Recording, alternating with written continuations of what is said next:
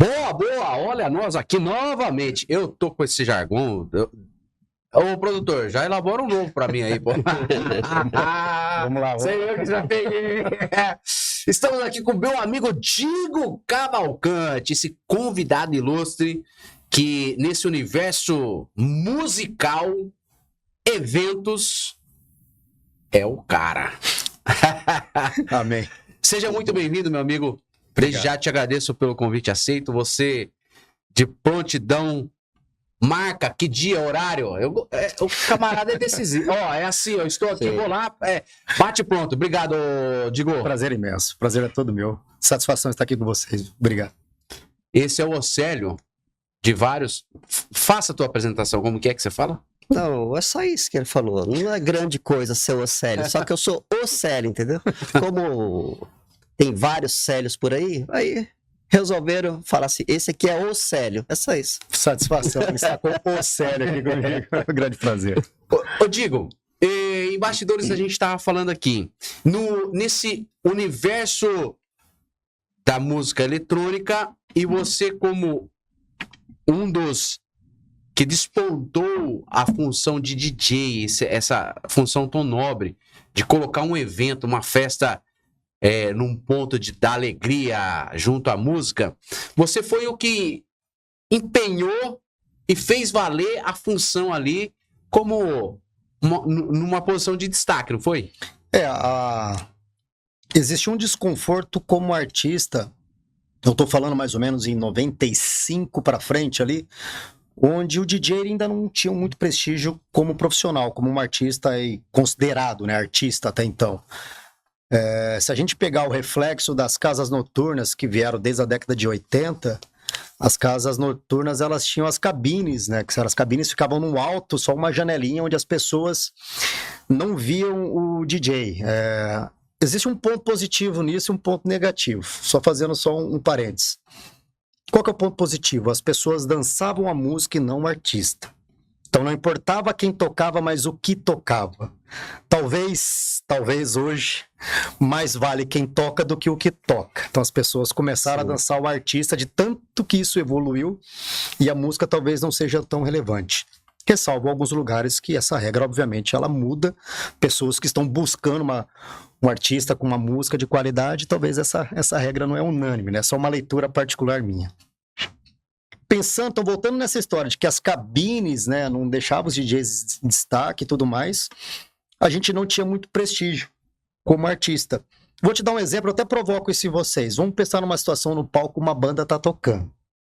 Uma banda tá tocando, finalizando sua música, o DJ vai entrar depois e eu começo a testar os meus equipamentos em cima da banda, na última música dela. Fazendo meus barulhos ali, testando meus equipamentos em cima da última música que a banda tá tocando. Isso seria extremamente desagradável, desrespeitoso, certo?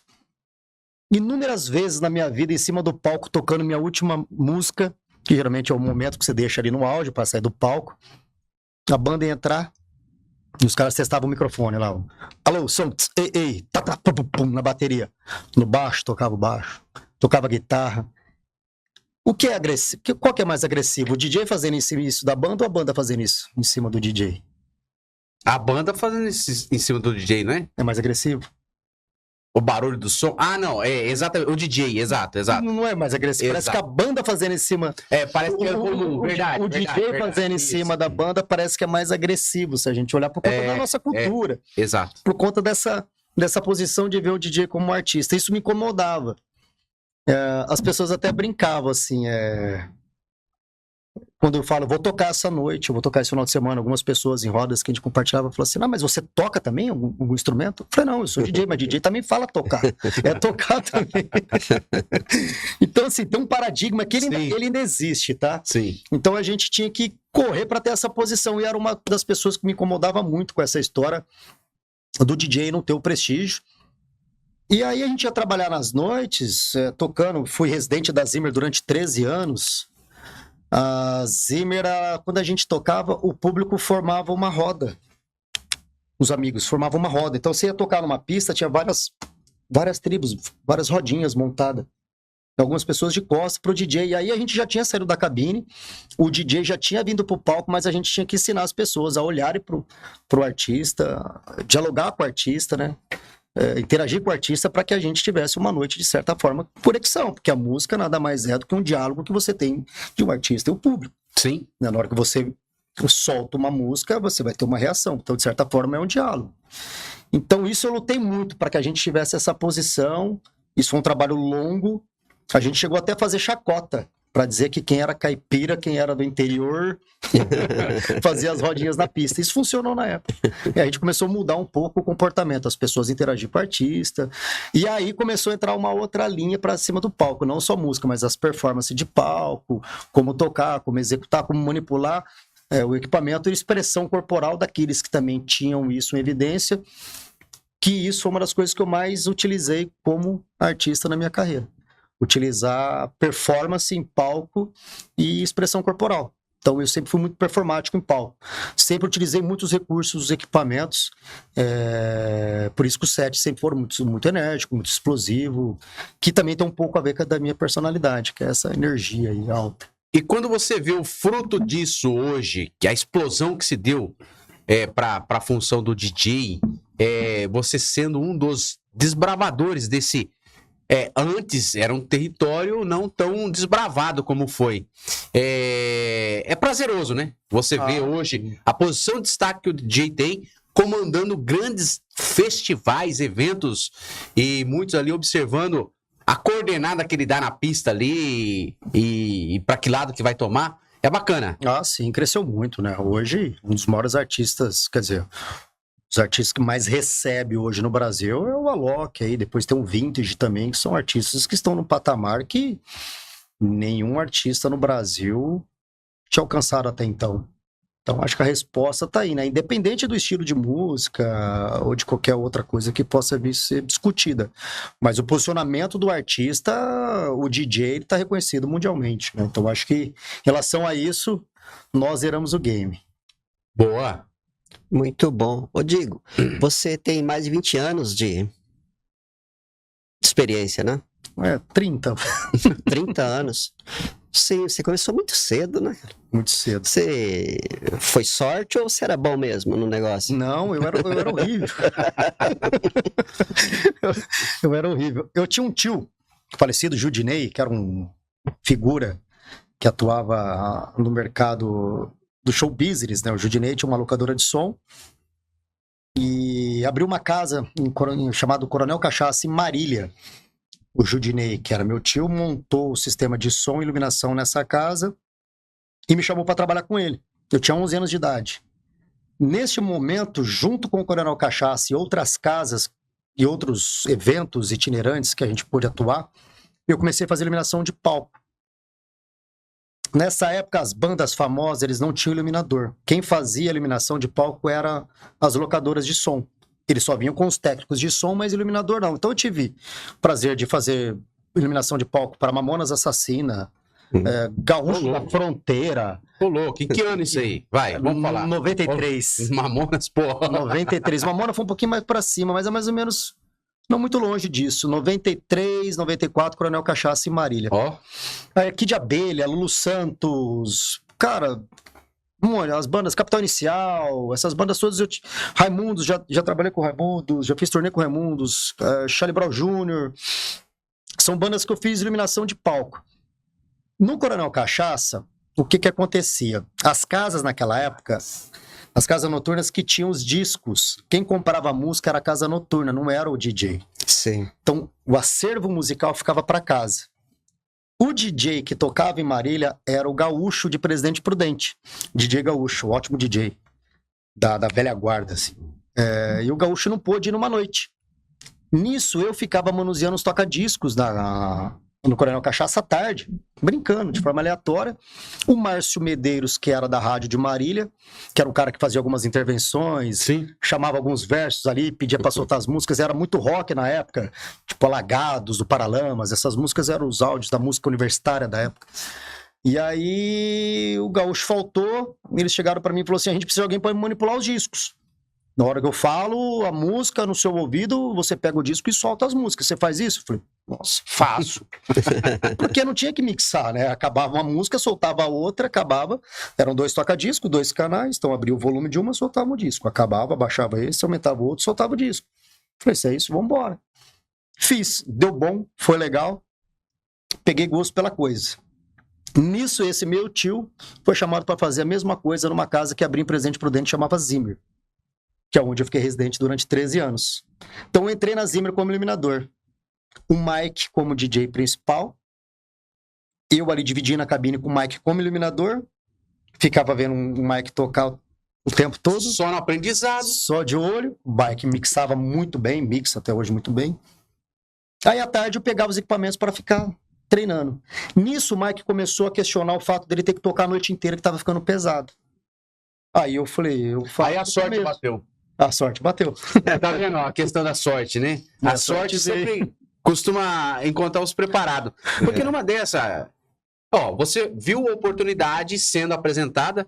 Ó, é interessante, né? Outros entrevistados aqui sempre observando locais que iam, sempre aproveitavam oportunidades. E trazer pro peito, né? Falar, É isso, fácil. chama a responsa. Sim. Que bacana. Não era bom DJ, não tinha domínio 100% do equipamento, muito menos teria, vamos dizer assim, ainda não tinha aquele brilho artístico em cima do palco, recebia críticas muito, porque como Sim. que esse cara tá tocando lá? E eu não sabia mixar mesmo. Então acabava uma música, já soltava outra que a gente chama de DJ de casamento, não que hoje eles não mixam, Sim. mas antigamente era muito isso, acabava uma música, você soltava outra, eu fazia isso. E quando eu tentava mixar, a mixagem não era muito boa. Então eu recebia muita crítica. E de fato, algumas pessoas que eram muito boas no mercado evoluído, aquela velha guarda, que se tocava muito bem, falava: como que pode esse cara estar tocando lá numa casa explodindo daquele jeito? Eu não tinha um domínio. Só que eu comecei a me aperfeiçoar. Eu comecei a conquistar tão forte o público, porque paralelo a isso, todos os eventos, as formaturas de colegiais das escolas de Prudente eu estava fazendo.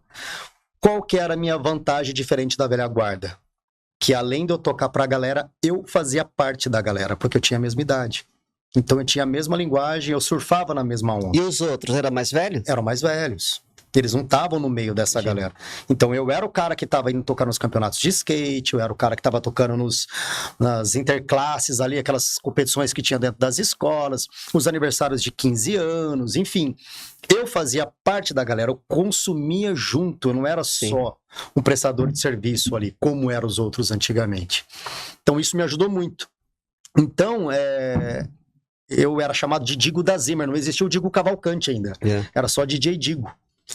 Aí você entendeu que você não caiu de paraquedas ali, né? Você nasceu para aquilo. Você entendeu isso eu cedo? acho que sim. A minha escola, eu acho que a música sempre correu na veia, assim.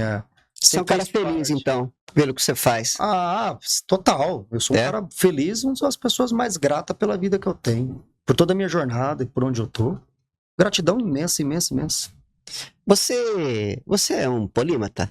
Você é aquele cara que sabe, faz um monte de coisa. Eu vi você cozinha, você pesca, você faz um montão de coisa e você deve fazer bem, né? Modéstia à parte, eu sou muito organizado. Sim. Isso me permite estar sempre disponível. Sim. Porque eu tenho... A minha esposa, a Carol, ela brinca comigo, ela fala que eu preciso liberar espaço no HD para poder andar. Tá. Então, assim... Boa. Então, eu tô sempre... Fragmentado. Tudo que eu abro, eu fecho. Sim. Tá? Então, até as minhas coisas do cotidiano. Então, até isso eu deixo tudo muito bem organizado. Então, hoje, comecei a pescar faz 1 ano e pouco, mas... Sim. Mas já... frenético. Mas já domina. Eu Gosto ali. não sei, eu tenho até medo de falar isso, porque talvez meus amigos que estão comigo vão falar mentira. Ainda sou iniciante nisso, mas já tive uma intensidade alta. Mas já escapou os peixes grandão, né? Já peguei, já tive bons exemplares. Assim.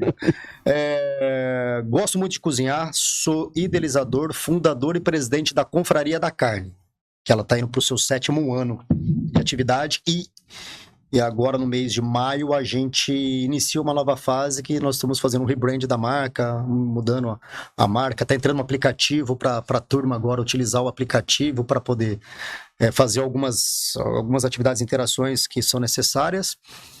A Confraria da Carne, só para dar uma explicadinha rápida, é um grupo de homens prudentinos que tem um certo domínio com o universo do preparo de carne, seja ele no forno, no fogo, no fogão, na cura ou crua, tá? O Fábio Xerife faz parte, né? O Fábio não, mas eu conheço ele. Conhece? Existem outros profissionais. Outros. Luciano Sasaki, Domê, Gustavo Leonel, André Schwenk, Paulinho Sim. do Taquino, Túlio do Taquito, Bahia do Nosso Bar. Bastante gente boa. Tem bastante gente que é profissional, né? Sim. Então, paralelo a isso, temos alguns entusiastas como eu ali, Sim. que outros, por exemplo, o Rodrigo Adas, que já esteve aqui, faz parte da confraria. Talvez não é um cara muito bom ali na frente, com a mão na panela, mas um cara muito bom aqui no pré-preparo, que a gente chama do mise en place ali, né? Então é um cara que... Pega muito. Ô, Rodrigo, me chama, pô. Eu quero experimentar aí alguma coisa que você prepara na cozinha, pô. Menino bom, soldado bom nosso. E eu tenho a Enter Produtora, que é uma empresa que eu sou... Vamos chegar na Enter. Vamos. Fala. Essa parte da confraria é bacana que esse reunir com foco sempre surte algo que às vezes quem tá antes de fora, o olhar só observador, não descobre tantas coisas que esse nicho, esse mercado proporciona, né? Nossa, Igual quando você chama a galera para uma confraria ali, para focar, dá para se fazer muita coisa. com certeza. Qual foi você tá falando que vai fazer um rebranding da marca? Sim. Qual que é o motivo de refazer? Porque é uma mensagem que vocês querem levar através da gastronomia ali, não é? Exatamente. Eu acho que o maior intuito disso é compartilhar experiências gastronômicas que a gente não teria oportunidade de comer em nenhum outro lugar no mundo. E não há nenhuma prepotência nisso, tá? O porquê que eu falo isso? São coisas exclusivas, eu até brinco. Algumas coisas que a gente come lá, feito por um membro, por um confrade, dificilmente a gente vai comer de novo, feito por ele também. Então são experiências sempre exclusivas. Sempre exclusivas. Porque é alquimia total, né, a cozinha. São coisas que às vezes são releituras, foram um desafio, coisas que foram feitas em mais de uma mão que surgiu ali para aquele momento, para aquela situação, que ela vai ser única. Isso não tem como, não é comprável isso, não é uma coisa que... talvez você até tenha aquela receita, talvez com uma experiência melhor de fato, ou inferior, mas igual eu acredito que não. Tá? Então, a ideia é compartilhar essa experiência através da gastronomia, proporcionar para que alguns membros, aí já é uma leitura minha particular, que ele em algum momento na vida dele, ele dá uma pausa na vida dele, se doa para o coletivo que ele ali está participando, tá? É uma entrega daquilo que se recebe durante o ano inteiro. Uma vez por mês, os times são divididos durante o ano. Cada mês é um encontro por mês. Cada mês é um time definido já desde janeiro, quem que vai cozinhar e qual é o time que E vai os eventos cozinhar. são feitos onde? Nossa sede é na Rorro Rancho, uma chácara que é dentro da cidade. Sistema sede. Sim, que a gente já paga ela anual. Inclusive, o proprietário, que é o Rossano, também é confrade, faz parte da confraria. Então, o cara cozinha uma vez no mês, no ano, e desfruta de 11 meses. Então, puxa, super legal. É um baita, é um network também forte ali para essa troca de reflexão também, né? Sim, se torna uma irmandade, né? De certa forma, Exatamente. A gente se ajuda sempre quando alguém precisa de uma coisa, o pessoal é bem solista. Eu luto desde o começo para ele não ser um grupo de amigos de churrasco, para não ser as panelinhas, tá? Mas hoje ele tem estatuto, ele tem mensalidade, tem um grupo, tem uma diretoria composta, tem uns CEOs, enfim, tem algumas cabeças. Aceita ali. novos associados, não? O critério de novo associado, ele funciona da seguinte forma: cada encontro nosso, a gente sorteia um número, cada membro participante ele ocupa uma cadeira. Então, eu tenho o meu número 19, eu sou o 19. Então, se foi sorteado, foi sorteado o número 19. Aí eu posso convidar uma nova pessoa para se tornar membro da confraria. Então, através de sorteio. Só que se eu for sorteado num ano, eu não posso participar de novo. Tá? É uma vez por ano só. Sim. Então é por sorteio. O critério, a gente estabelece um teto de 65 pessoas, estamos em 56. E vai a família? Não, somente homens. Nós temos um evento anual, que é o aniversário, que acontece em setembro, que nós levamos a esposa. Aí ninguém cozinha. Aí, esse dia ninguém cozinha, a gente contrata um serviço, a gente faz um evento para confraternizar, para comemorar, e aí ninguém fica comprometido. Aí as esposas vão pro salão, né? Mas elas adoram, cara, elas adoram. Assim, elas gostam, inclusive, da confraria que os homens participam. Ela é bem quista, assim, é um grupo que hoje ele tá bem democrático, assim, Show, sabe? muito Tá bem legal. E cada vez mais a democracia tá ficando mais evidente por conta da própria regra, assim. Existem coisas que às vezes eu direcionava muito e travava muito. Então, as regras que nós criamos com o estatuto já me trava até de dar esse direcionamento. Então, a coisa abriu um pouco mais, assim. Mas, assim, em alguns pontos, nem sempre há uma democracia. É uma democracia relativa. Porque para você cuidar de um bando de homens, em certo momento, você Alguma coisa foge um pouco do precisa colocar um pouco de energia. Eles concordam quando não vem pro lado dele, né? Quando ele vem pro amigo alheio, tá tudo bem. Mas é um prazer, cara, servir de forma voluntária, a gente trabalha, a gente tem a mesma posição ali, tem as mesmas responsabilidades do que todo mundo, e a gente faz isso de forma voluntária, assim, é bem legal, bem Muito satisfatório. Você quer fazer essa pergunta? Não? Pode fazer. Pode. Digo, você fazendo um trajeto aí, dessa dinâmica que a vida te proporcionou, a música, esse encontro de amigos, você vê que a noite te deu, né, essas irmandades, né, esses amigos próximos, torna-se algo que hoje está fazendo sentido em quem você ter inspirado. Ou teve alguém que você falou, poxa, hoje eu estou à frente dessa confraria, né? Um dos organizadores. Eu também tenho os eventos que eu toco. Sempre gosto de conduzir a pista ali no Contágio, na Alegria. E também aí a gente vai falar sobre a Interprodutora. Então, quem que seria essa referência que você fala, pô, eu tive uma inspiração como pessoa, esse crescimento, eu tô me autoconhecendo nessa dinâmica que a vida me dá, essa habilidade, desse momento que eu gosto da organização, mas também gosto do lado um pouco mais extrovertido também, enfim. Quem que você acha que é um ponto de referência para você? Você falando aqui, eu tive até que voltar para prestar atenção em você, porque a cabeça já começou a varrer alguns dessas possíveis pessoas. Hoje eu consigo fazer uma leitura que eu tive muitos professores na minha vida, sem que eles saibam, e se eu perceber lá atrás que foram meus professores. E eu reconheço o valor que essas pessoas tiveram na minha vida lá atrás. Então, se eu pegar... Eu posso cometer, talvez, o erro de não falar alguns nomes, mas alguns eu acho que é importante eu citar aqui. O som... Só um minutinho. Tá ok aí o som dele? Tá okay? Beleza? Quer que for mais próximo o microfone ou tá beleza? Ok. Direcionado, beleza? Vamos lá? Eu não tenho uma pessoa só que eu consigo colocar como nome para entrega desse perfil inteiro, assim, sabe? Essa pessoa que eu me inspirei, essa pessoa que eu segui. Mas eu tive várias pessoas em vários aspectos que me fizeram buscar algo. Então, vamos lá. A minha vida artística como profissional, eu sempre me espelhei, sempre admirei o Mau Mau como artista, que é de São Paulo, um dos grandes nomes renomados. Isso não é novidade para o mercado, todo mundo sabe que eu sempre fui muito fã do Mau Mau, Renato Cohen, entre outros artistas. Aqui em Prudente existia uma dificuldade inicial do posicionamento artístico. Quando eu fui para o ramo empresarial, eu precisava desvincular. Você imagina eu ter que trabalhar... A gente não vai falar da Enter ainda, mas assim, quando eu comecei a virar...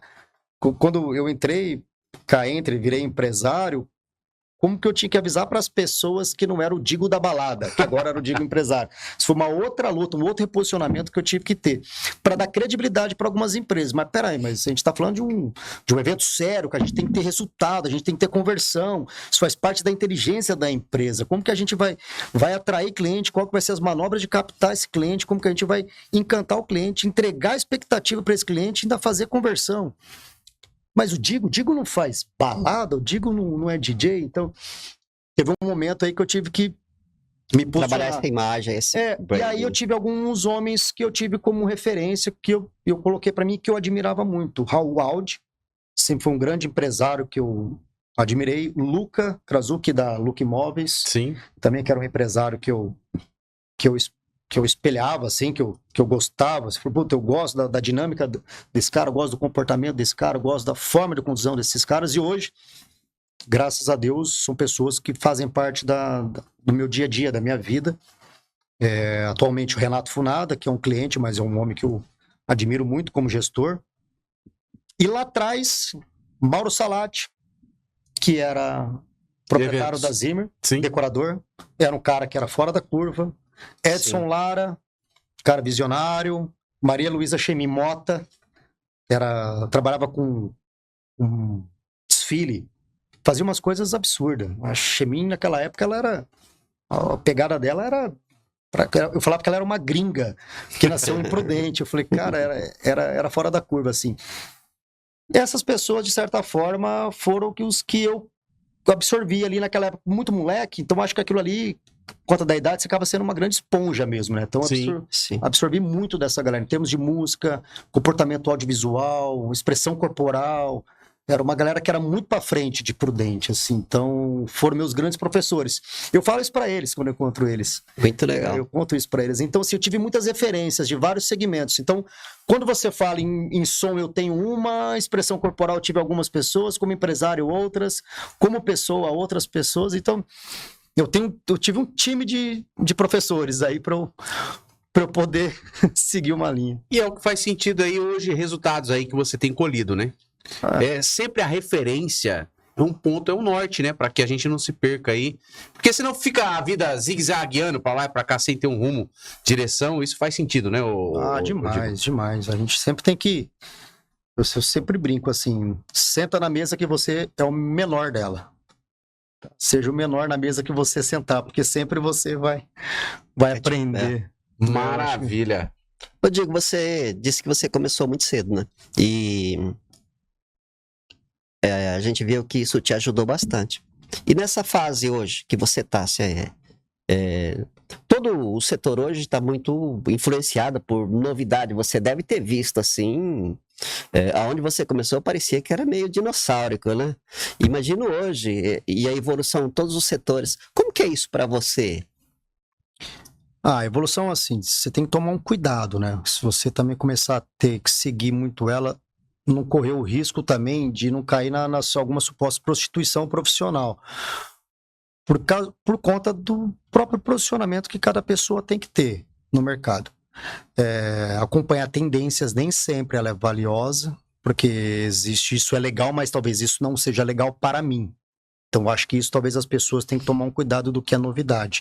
Isso cabe para mim. Porque às vezes as pessoas querem só seguir uma tendência pelo desejo de estar ou de pertencer àquele nicho, não por conta da necessidade dela, na verdade.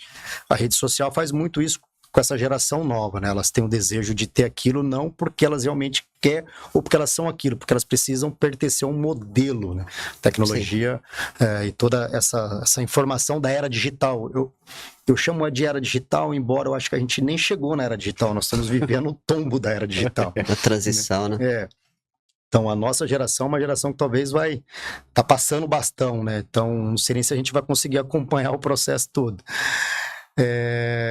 Agora, a tecnologia, a gente não pode virar as costas para ela também, né? Porque senão você vira o dinossauro. Eu tenho só uma preocupação de fazer algumas críticas, porque quando a gente chegou novo lá atrás, que foi a pergunta que você fez, deu um exemplo. Sim. Existiam os dinossauros, existia a gente. Eu tenho medo de hoje ser o dinossauro e travar. Isso, exatamente. Essa questão. Eu fiquei curioso porque, assim, você começou há 30 anos atrás e o tempo passa para todo mundo, Sim. né? O dinamismo, as motivações, né? Talvez hoje você já está transitando em outras áreas também, que você também desenvolveu o seu potencial e você vai se adaptando nas coisas que você acha que é boa, que você se motiva, né? Sim, você vai se moldando de certa forma, mas já vai pisando no freio, tá? Tá. Já vem pisando um pouco no freio, até por conta de toda essa jornada aí, já que já está distante. Houve uma intenção de criar uma sucessão de tudo aquilo que eu fiz e apoiei lá atrás, feito com várias outras pessoas em conjunto, vários artistas na época. Vários alunos que passaram comigo, que eu acreditei que ia dar sucessão nas atividades que a gente teve. Teve pouca resposta disso, achei que ia ser mais agressivo.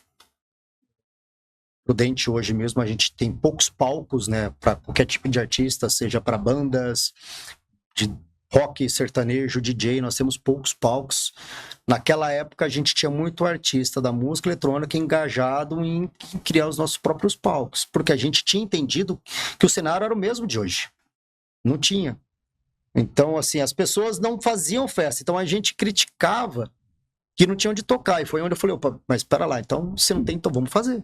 Então eu comecei a criar evento para eu tocar. E assim, outros fizeram. Então a gente criou um ecossistema na época. Sim. Então, faz sentido DJ, produtor de eventos, especialista em novas tecnologias, que daí é onde você foi e colocou também o lado empresa.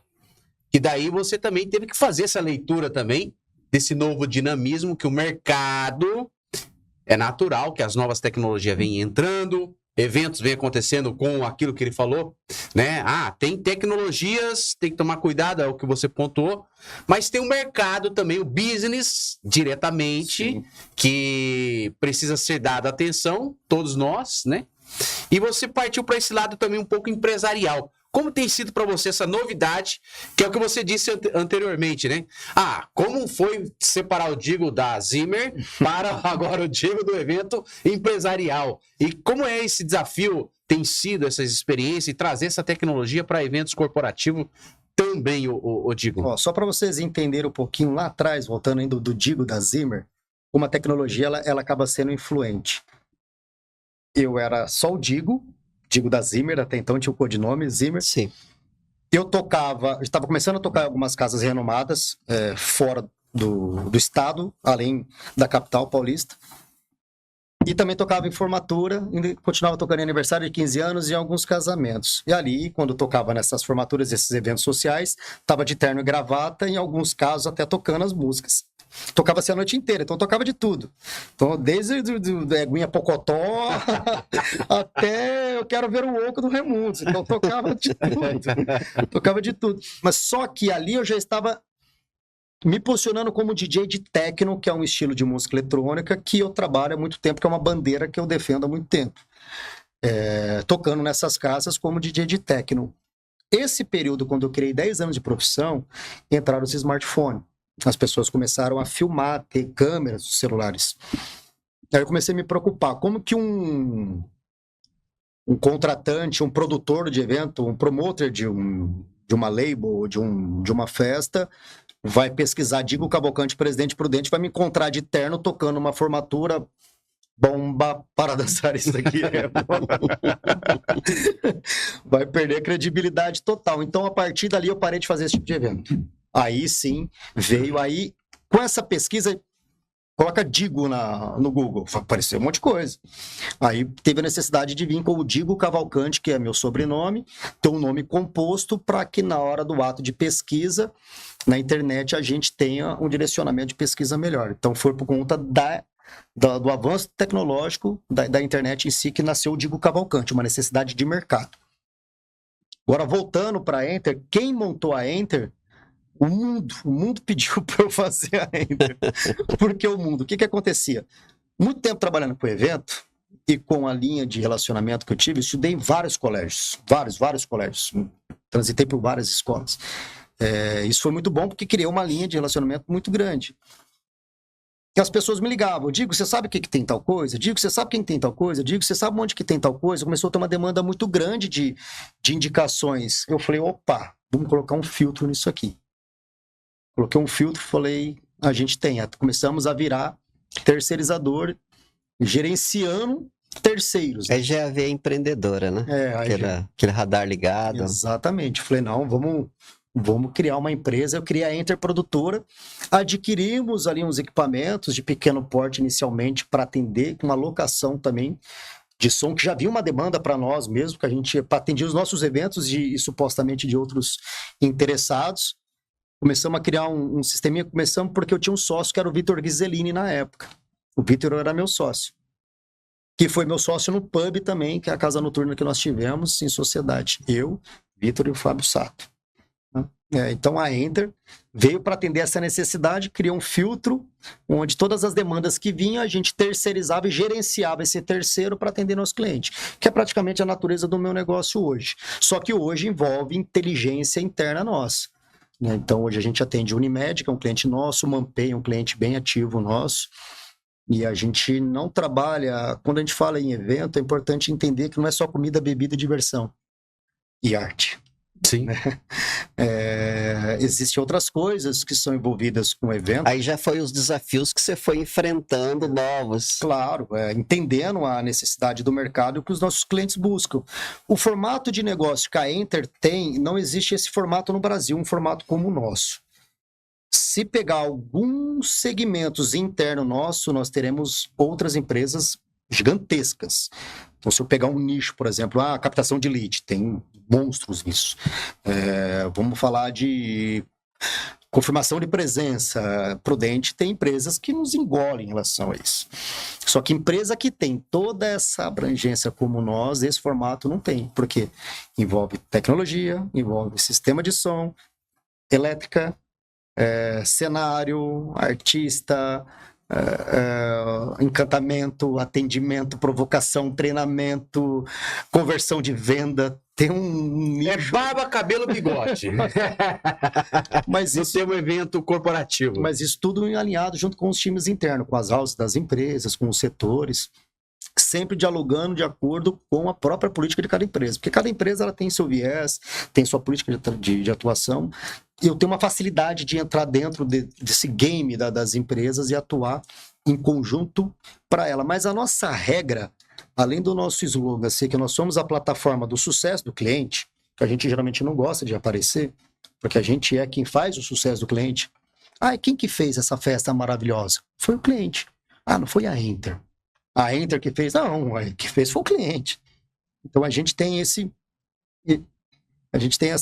posição. Perde-se por uma coisa, mas particularmente eu gosto dessa descrição. Mas eu acho que o segredo mesmo que eu levo como legado com a Enter é assim, sempre trabalhar para o cliente. Para o cliente. O que precisa ser feito para entregar para o cliente o que ele contratou? O resultado que o cliente precisa atingir. Esse é o nosso lema. Então a gente trabalha para o cliente, não trabalha para nós. Nós trabalhamos para o cliente. Então, aquele spoiler que eu te dei em bastidores, tá de pé então, será? Quem sabe, hein? Vamos costurar? Vamos estruturar isso. Vamos estruturar. Claro, será um Bom, prazer imenso. você que está nos assistindo até agora, é o seguinte, nós estamos com o DJ Digo Cavalcante, mas ele não é só DJ, é produtor de evento, especialista em novas tecnologias. Em algumas empresas ele tem atuado aí. E hoje a Enter Produtora é o carro-chefe dele nessa parte corporativa. E ele está explicando exatamente, colocando essa timeline da vida dele, de experiência, mão na massa. É mão na massa, né? Sempre. Porque o resultado de grandes eventos e feitos é o saber e fazer. Existe sempre uma ponte no meio ali. E você gosta de desbravar, saber exatamente, é o que você disse em bastidores. Um gerador tecnicamente falando, de X tamanho, será que eu contratei aquele que vai chegar? Então tem aqui quem sabe exatamente, porque gosta, porque vivenciou, pôs a mão na massa e sabe que o teu dinheiro aí tem que ser muito bem investido. O teu evento corporativo ele tem que ser muito bem feito, porque você, quando estrutura um evento desse, é para ter resultado. Não tem como fazer apenas para se mostrar. Tem que ter resultado. Exato. E um valor bem aplicado, colocado numa empresa com um profissional que entende do assunto, tá aqui exatamente, eu digo, que pagou-se esse preço que é diferente aí de muitos que talvez... Uma informação ali, aqui, vamos lá fazer, e na hora do vamos ver, é bem diferente mesmo, diferente, né? Não, sempre. Não, você fez uma boa colocação aí. A gente sempre procura fazer com que nossos clientes, os seus investimentos, eles sejam verdadeiros, que sejam valiosos, né? Que tenha rentabilidade aquilo. Então, assim, e não fazer só por fazer, ele precisa ter um propósito. Quando você faz um evento, ele precisa ter um propósito. Qual que é o seu propósito? O que você quer atingir com isso? Né? Então, dentro de todo esse investimento, vamos tirar melhores proveitos. Existem várias coisas que a gente faz que aí envolve inteligência, envolve expertise, de comum acordo com a equipe interna, até com a diretoria, que nós conseguimos extrair mais coisas dentro do próprio investimento colocado. A Enter, ela sempre vai provocar isso no cliente, para que ele tenha não só a experiência para sua equipe, não só para os seus clientes, mas que a equipe interna também esteja entusiasmada para que ela faça esse evento. Então, o trabalho nosso, ele começa primeiro de porta dentro. Primeiro de tudo, é encantar a equipe interna, a equipe tem que entender, tem que sair falando assim, isso aqui vai ser para arrebentar. Essa energia interna, quando ela é depositada na ponta, não tem como ter erro, não tem como, porque se é bom pra caramba pra nós da linha de frente, a experiência de quem tá consumindo tá garantida. Se pra gente que convive com isso, trabalha com isso, nós estamos satisfeitos com isso, então se tá bom para mim, eu tenho certeza que vai estar demais pro cliente. Então nossa régua é essa. Primeiro de tudo, porque às vezes as pessoas falam, não, mas deixa assim que assim tá bom. Não, assim deixa assim mesmo que tá tudo certo. Não, você tá vendo que não tá legal, que dá para ser melhor. Passa para você. Faz para nós primeiro. Como que tá? Nossa, agora tá animal. Então, se tá animal pra gente, se tá fantástico pra gente, a experiência pro cliente vai ser acima da régua. Então, é uma regrinha básica. Ninguém tá falando de coisa de outro mundo. Assim, é uma regrinha básica da vida. Então, é para nós. Primeiro de tudo, é para nós. Fazendo uma lição bem feitinha para nós, a entrega lá na frente tá garantida. A gente passa rápido a resenha. A gente vai... Vamos esticar qualquer dia um outro momento também, um pouco mais técnico, vai? Mas antes, conclui essa parte aí, que você tá com uma carta na manga aí, vai, então, solta. O Diego tava falando, ele tava lembrando da Mara Cake, né? Ela não aceita nada menos do que a melhor, né? Do que o melhor, né? Porque a Mara Cake é a rainha dos bolos, né? Sim. No Brasil, né? Então eu vi que você também, eu vi alguns vídeos seu e você trabalha como elite, porque você fez uns eventos muito bem feitos, né? Perceptível quando a gente vê os seus vídeos lá. E você não foca no dinheiro, mas você foca no atendimento, na satisfação, mas ganha dinheiro também, né? Porque pela aquela qualidade de trabalho, você trabalha com gente forte, né? Sim, sim. Fazer com a Enter não é barato. Sim. Até porque coisa boa custa. Não tô dizendo que sou eu, as coisas que a gente faz, as coisas que a gente provoca, as coisas que a gente entrega, as coisas que a gente busca. Isso tem preço. Eu sempre brinco que nem tudo que é caro é bom, mas tudo que é bom é caro. Correto. Sim. É verdade. Né? Então, assim, o dinheiro, eu acho que ele é uma consequência de toda a trajetória, né? Então, é a mesma coisa que às vezes a gente fala para o cliente. Quando o cliente fala, nossa, a planilha ficou, mas o que você quer atingir? Você quer atingir isso? Não, então podemos seguir por outro caminho. A gente também tem a flexibilidade de trabalhar com os valores mais enxutos, mas sempre dependendo qual é o propósito. Precisa entender que se você quer atingir A vai custar A. Se você quiser atingir B, não... Né? Não espera o A. Perfeito. É isso que tem que estar muito alinhado, alinhar essas expectativas. Mas existe um outro lado que também pela expertise nossa, você vai contratar certo, a margem de erro é bem baixa. Modéstia à parte, nossas planilhas não sofrem surpresa, não tem alteração. O que é orçamento aprovado dificilmente surge. Se surgir, às vezes, é por vontade da diretoria ou... Uma alteração que eles fazem. Não, mas a gente quer que tenha isso. Entendi. Ok, isso é sua vontade, então isso vai além, porque é uma vontade, não uma necessidade de execução. Aí a nossa planilha ela pode sofrer alteração de fato, mas aí já é uma esfera acima de nós. Ok, para nós, tá?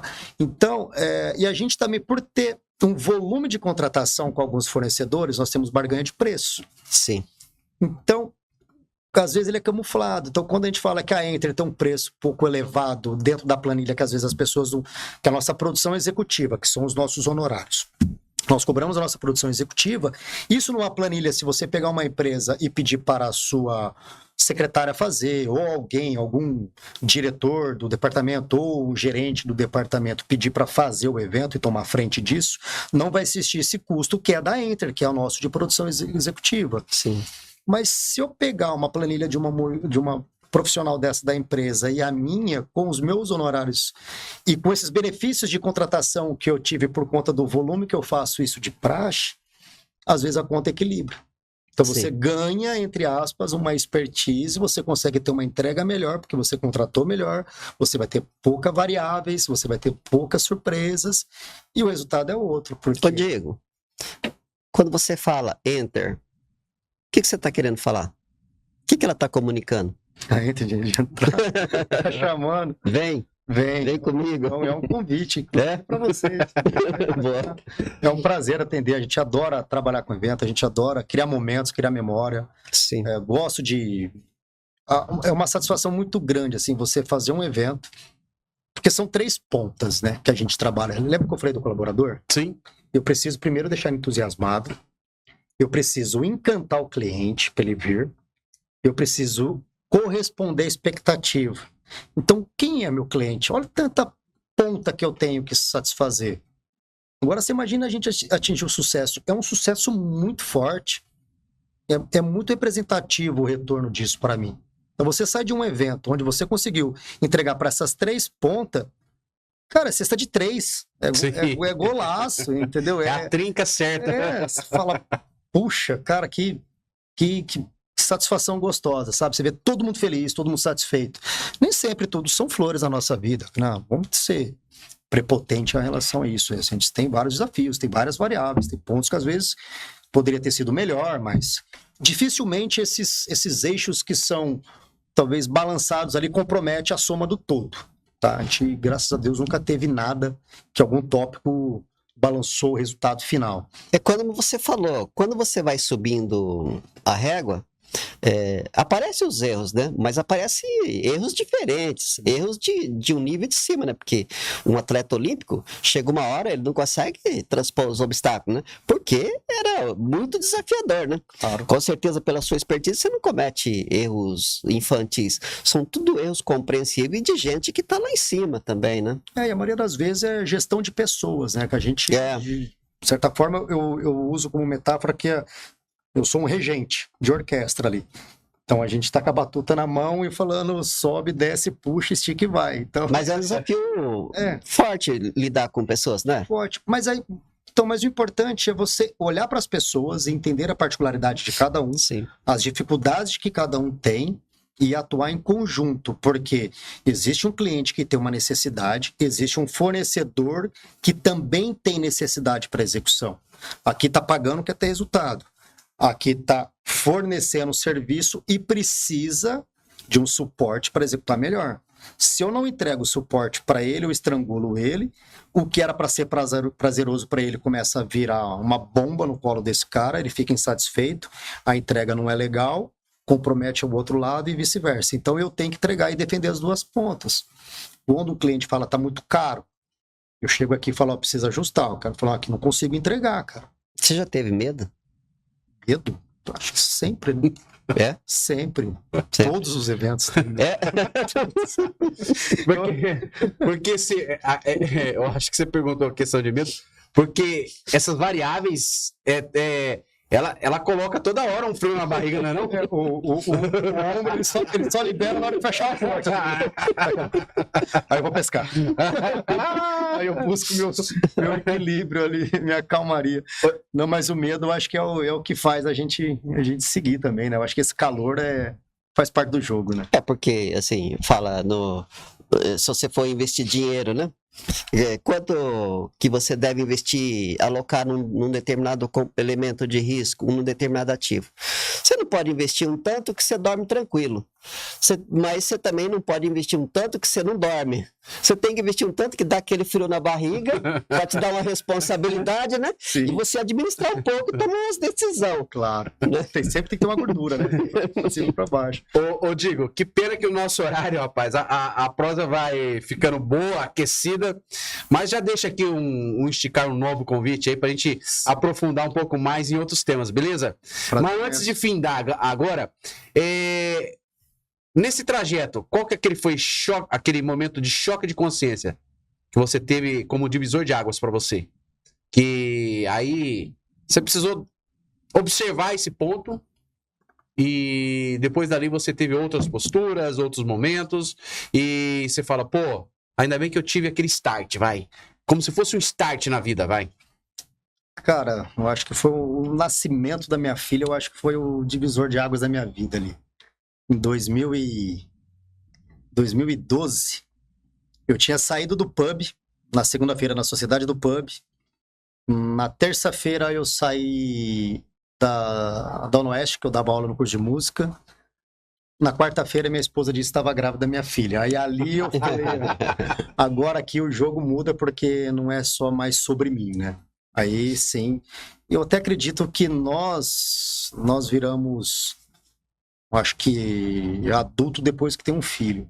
Eu acho que a gente fica adulto mesmo, assim, sabe? Aprende a servir, né? Exatamente. Aí eu acho que ali foi um divisor. Aí eu acho que começou a mudar tudo a história, sabe? E eu tive uma alegria de uma vez encontrar a Paula Vaz. A Paula, na época, trabalhava com educação financeira. Eu não sei se ela ainda está com isso, uma pessoa fantástica. Tá sim. Tá, né? É amiga do Roberto. Maravilhosa. Paula Cassanho, né? Isso, Paula Vaz Cassanho, né? E a Paulinha me encontrou no Euromarket, no estacionamento, me fez 3 perguntas. Ela sentou na bancada aqui, não sei Já se você sentou? Não vi. Já. Ela é Puxou- demais. Puxa o episódio aí Ela dela. falou que você sobre educação financeira também? ela Falou. é um dos momentos Dos, também que ela teve, né? É, uma das. Constelação familiar, não. É. Também, eu acho. Menos, mas ela falou mais de auxiliar os negócios, de orientar, de fazer você triplicar as tuas rendas. Ela é forte nisso, né? Forte. E ela me Pelo fez jeito, 3... é por isso que também você já tá ganhando o triplo, né? Não foi tudo isso, não, ainda não. Mas vamos buscar esse triplo aí. Ela me fez 3 perguntas. Ali foi a hora que provocou na minha cabeça e eu mudei totalmente minha postura, minha chave, a forma que eu olhava todo o meu planejamento financeiro. Passei a olhar anual, não mais mensal. Isso de 2019, mais ou menos, para cá. Aí eu mudei totalmente minha postura em tudo, que isso refletiu em todos os meus negócios. Então, Paulinha, obrigado. Amiga querida, de muitos anos. E esses momentos assim são precisos para outros horizontes, né?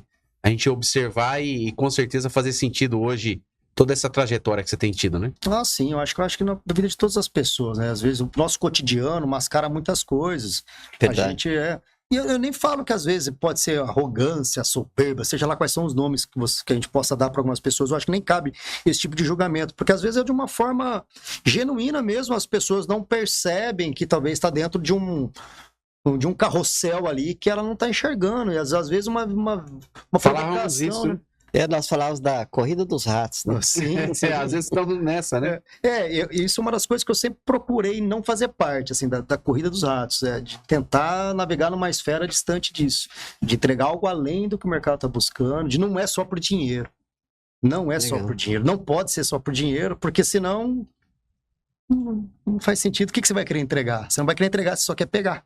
Se é só por dinheiro, você só quer pegar, Muito você boa. não quer entregar. Passa suas conclusões finais, depois eu vou passar para ele. O dinheiro acaba, de um certo modo, sendo um pouco de consequência, né? De toda essa forja que você passa, esse ciclo, né? Esses acertos, né? Essa capacidade da gente aprender com os erros dos outros, aprender estudando, que com certeza você é um cara estudioso também, né? Só de você estar falando da Paula Cassanho, ela é uma estudiosa também, né? Uma bela de uma instrutora, né?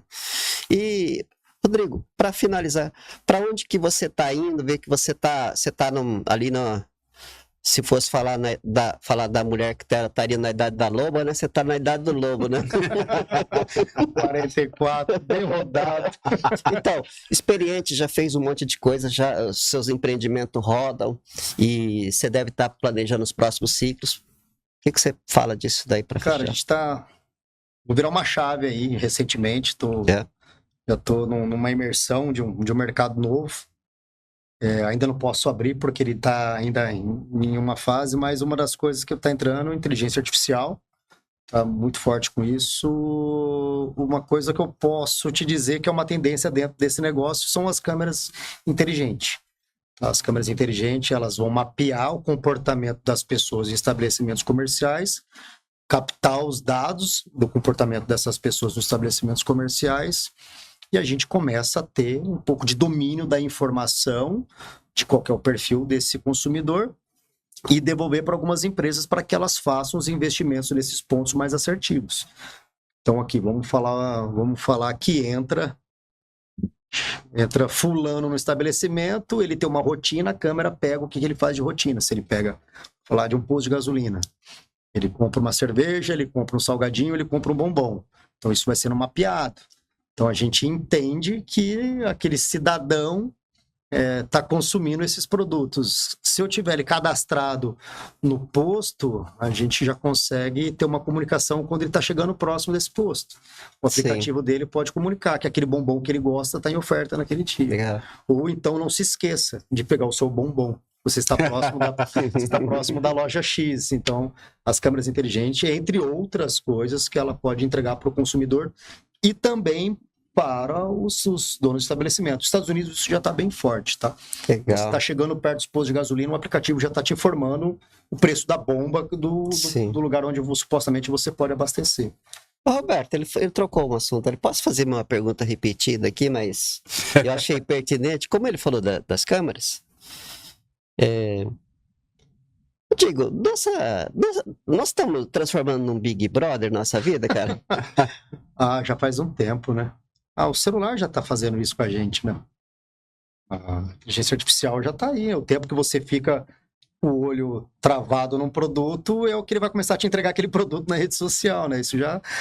Você já percebeu isso, já está fazendo disso um negócio. Sim, já. Fechou. Mas, assim, assusta a gente, mas é aquilo que nós falamos, né? Você tem que seguir uma tendência, né? E é dinâmico, né? Aí o sucesso tá depois do medo, né, cara? Tá vendo? O medo sempre existe, né? O medo não acaba nunca, né?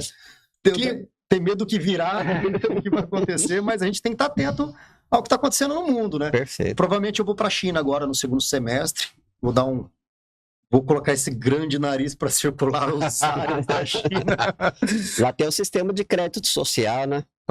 Um sistema de controle de câmera. Que é bem evoluído, né? Eles controlam. Se eu pegar essa coisa tua, entra num sistema lá e me pontua, aí eu me prejudica ou me beneficia. Sim. Não, ali já está em um outro nível, né? Só que a China é onde está o rastro do dinheiro. Está o rastro do dinheiro. A ideia lá é observar toda a cultura local e a movimentação financeira que eles fazem. E os dinheiro digital, né? Eles estão... Diz que eles pularam a fase do cartão de crédito, né? Existe uma projeção que eles atingiriam em 8 anos. O que era para ser em 30 anos, eles atingiram já em 8 anos. Então, assim, já acelerou demais. Demais. Agora, os entusiastas da tecnologia, como nós, reobservam essas realidades. Igual você vivenciar essa experiência lá física, vai ser, eu acho que surreal. Não sei se você já foi outras vezes. Não, primeira vez. Se for a primeira, eu acho que é muito importante essa leitura. O medo vai vir. Sim. Mas traduzir, fazer o do limão limonada, que literalmente é o popular, né? Sim. E a gente está indo na conclusão. Qual que é a conclusão que você daria? Antes ele tá me cutucando aqui, ainda tem mais uma... Deu um oi só para... Ele vai falar depois isso, Roberto? Fala aí. Eu queria que depois conversar com ele, depois da China, que é para ele falar como que tá esse xadrez 4D do Trump e da China. Depois. Tá. Agora eu não sei. Tem muita estratégia por trás disso aí, mas vamos aguardar, né? Eu digo, qual que seria uma consideração final nessa prosa que a gente teve, elevando a consciência, sabendo que sempre a gente consegue, com consciência, entrar e sair dos locais sem ficar refém nem além, né? Cara, eu acho que as pessoas elas precisam olhar para si, acima de tudo. Eu comecei a treinar, fazer esporte, e aí tinha momento que eu ia treinar, marcava o treino 11 horas da manhã, 10 horas da manhã, aparecia um cliente que queria marcar uma reunião comigo, eu falava que eu não podia porque eu tinha treino às 10, porque eu já tinha tido um compromisso. Aí, às vezes, tinha corrida na rua, o treino. Já teve essa situação do cliente passar e falar, puto, o cara marcou reunião comigo que tá lá correndo. Aí a gente começa a cair nos alguns paradigmas, assim, sociais. Puta, mas que vão falar de mim, mas Cara, mas eu tô cuidando de mim, é um compromisso comigo. As pessoas, às vezes, eu acho que elas pecam com, com, com você mesmo. Eu acho que parece frase de coach, mas o melhor projeto seu tem que ser você, cara. Se você não tá se administrando, você vai administrar o quê? Se você não tá cuidando de você, você não tá cuidando da sua casa, da sua família, do seu dia a dia. Então, eu acho que para a pessoa seguir firme, ter um foco para ela poder sair e voltar, ela tem que ter essa ligação aqui pessoal, sabe? Então, assim, eu tenho um propósito para mim, eu, pessoa física, eu, pai da Maria Luísa, marido da Carol, eu tenho um propósito. Eu, como empresário, eu tenho outro propósito com a Entra. Talvez os propósitos, em alguns momentos, eles dependem um do outro, mas a gente precisa ter, eu acho que tem que ter esse equilíbrio. É difícil, não é fácil, não. Tem momento que tem confronto e tudo mais, mas eu busco isso. E até tentar aliviar todo aquele déficit que eu tive de noite, de ter uma vida hoje mais saudável para poder equilibrar isso. Mas eu acho que é isso, cara. Se você tiver um propósito aqui fora do game e um propósito dentro do game, eu acho que isso é importante, porque às vezes a pessoa só tem um para dentro ou só tem um para fora. Aí eu acho que vai dar um overbook em algum lugar. Então é o que eu falo para meus amigos, cara. Tem momento seu, tem momento da empresa, profissional. Então seja as duas pontas, cara. Entrega para as duas pontas, que eu acho que é o melhor caminho para ter uma vida leve. Assim. Que bacana! Essa prosa já vai ficar marcado um outro convite e tem outras parcerias aqui sendo fechadas. Depois nós vamos dar os spoilers. Vai sair business aqui. Com certeza. Você que assistiu até aqui, curta, comenta, compartilhe.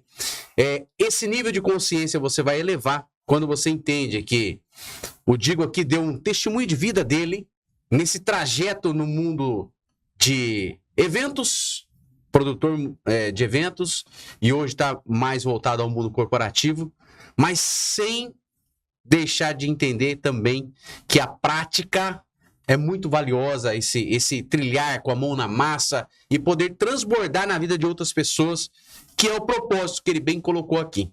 Então, e esse sentido de dar valor também a essa máquina chamada corpo, mente, que ele colocou, eu acho que faz todo sentido. Vários dos que sentaram aqui na bancada, ou digo, exatamente dão esse depoimento que a hora que tem esse sentido da vida, esse choque da vida, é o choque de consciência também, sim. Que faz sentido o porquê o propósito está valendo a pena ou não. Então, desde já eu te agradeço por essa conversa de alto nível aqui, de bem consciente, e depois que fechar essa parceria com ele, já tá vendendo aqui.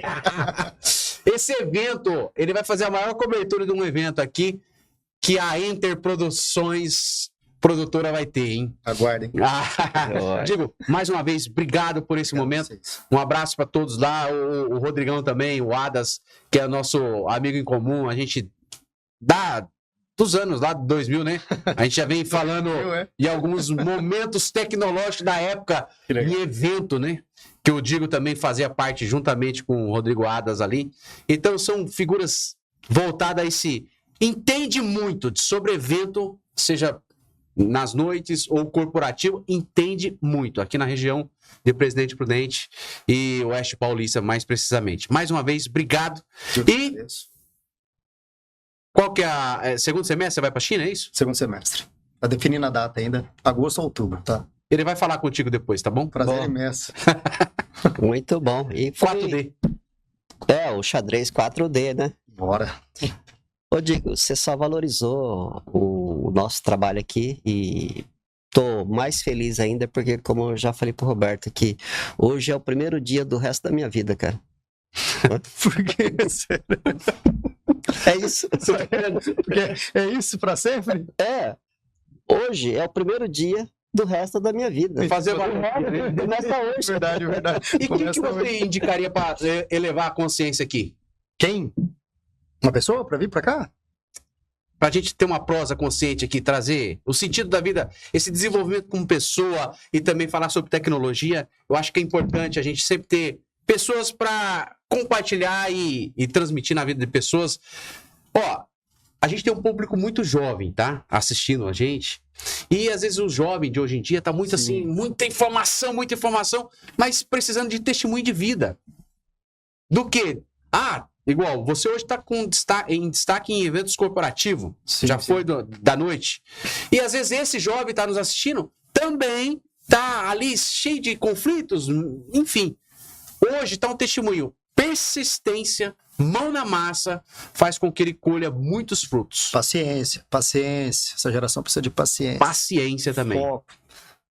Foca no trilho, não no resultado. Exatamente. Foca no trilho, não No processo, né? processo, sempre. Na hora que você vê, você já tá do lado do resultado. Exatamente. E quem são as pessoas aí que você vai indicar pra nós aí que você Pô, pode? eu tenho, se for para falar de algo espiritual hoje, até falando do movimento que tá bem polêmico, que é o legendário Carlos Camacho, Show. que é o representante Carlos Camacho, acho que é um bom Falei com ele a representante. semana passada. É uma pessoa excepcional. Carlos, aqui ó, já foi intimado, hein? Falamos a semana passada, aqui ó, tá confirmando. E é legal para quebrar, tem muito paradigma aí, tem muitas informações. Legal. Tem as chacotas, que isso eu nem critico isso, porque isso faz parte do brasileiro e tudo mais, Sim. mas eu acho que alguns pontos é importante entregar para a sociedade, inclusive, Legal. o que ele pode entregar de fato, né? Tem algumas coisas que são mais sigilosas ali. O próprio Renato Funada, que para mim é um grande empresário aí, que tem um impacto muito grande na vida de muita gente. Raul Aldi também é um Você acredita que esses três, de uma forma direta ou indireta, eu já esbocei esse convite de fazer formalmente, e hoje você formulando aqui faz todo sentido. Obrigado mesmo. E por último, Felipe de Paula, Show de bola. urologista. Aí, ó. Pronto. Temos 4 nomes aqui, forte de peso indicado pelo Digo. Digo, mais uma vez, obrigado. Eu que agradeço. Prazer imenso. Sucesso para vocês, parabéns pelo trabalho. Que legal ter esse canal aqui, né? Acho que já venho acompanhando alguns nomes, alguns símbolos de Prudente. Eu disse que passa até alguns patrimônios aqui, pessoas que fazem parte, né, da nossa Presidente Prudente. E acreditem, eu estar sentado aqui foi uma honra receber esse convite, tá? Foi nossa também. Bem valioso para mim. Eu que agradeço mais uma vez. E curta, comenta, compartilhe. Tá aqui, grande Digo Cavalcante, com grande informação, detalhes técnicos que só ele sabe, porque pagou-se um preço mão na massa e hoje está transbordando na tua vida. Boa, boa! Valeu, É valeu, isso. valeu.